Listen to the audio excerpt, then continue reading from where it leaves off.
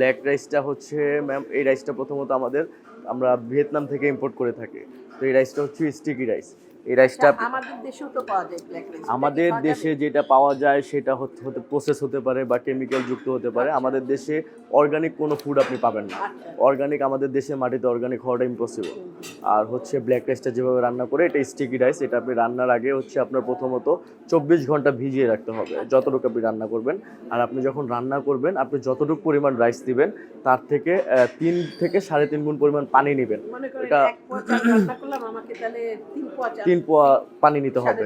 হ্যাঁ, তো আপনি ওই 3 পোয়া পানি নেবেন। পানিটা প্রথমে একটা পাত্রে ফুটাবেন, একটু পিঙ্ক সল্ট দিবেন। পানিটা প্রথমে ফুটাবেন, পানিটা যখন ফুটে আসবে তখন হচ্ছে আপনি ওই ভিজিয়ে রাখা রাইসটা ঢেলে দিবেন। ঢেলে দিয়ে আপনি ওইটা হচ্ছে 20 থেকে 25 মিনিট ওইটা বয়েল করবেন। প্রথম 10 মিনিট চুলার ফ্লেমটা বাড়ানো থাকবে, পরের 10 থেকে 15 মিনিট চুলার ফ্লেমটা কমিয়ে দিবেন। ওইটা হচ্ছে আপনার বসা ভাতের মতোই আপনার ওই পানির মধ্যেই রাইসটা শুকিয়ে যাবে। আপনি চাইলে আমরা এটার সাথে ঘি আর হচ্ছে coconut oil, extra virgin coconut oil use করি। আপনি চাইলে ওইটা হচ্ছে পানির মধ্যে দিয়ে দিতে পারবেন, অথবা আপনি রান্নার শেষে আপনি যখন রাইসটা হয়ে যাবে আপনি একটা কন্টেনার ঠান্ডা স্থানে রাখবেন, রেখে ওইটার উপরে আপনি পরিমাণ মতো 2 চামচ ঘি বা 2 চামচ কোকোনাট অয়েল। আমি কি কোকোনাট অয়েল ছাড়া দিতে পারবো না? আমি কি অলিভ অয়েল দিতে পারবো?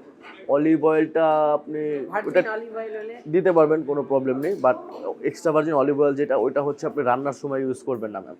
রান্নার সময় হ্যাঁ, ওইটা আপনি নামানোর পরে ওটা আপনি ভেজিটেবল ইউজ করতে পারেন। ব্ল্যাক রাইসে না করে ভেজিটেবল ইউজ করতে পারেন। বাট ব্ল্যাক রাইসে আপনার কোকোনাট অয়েল আর ঘিয়ের কম্বিনেশনটা খুবই ভালো থাকে ম্যাম।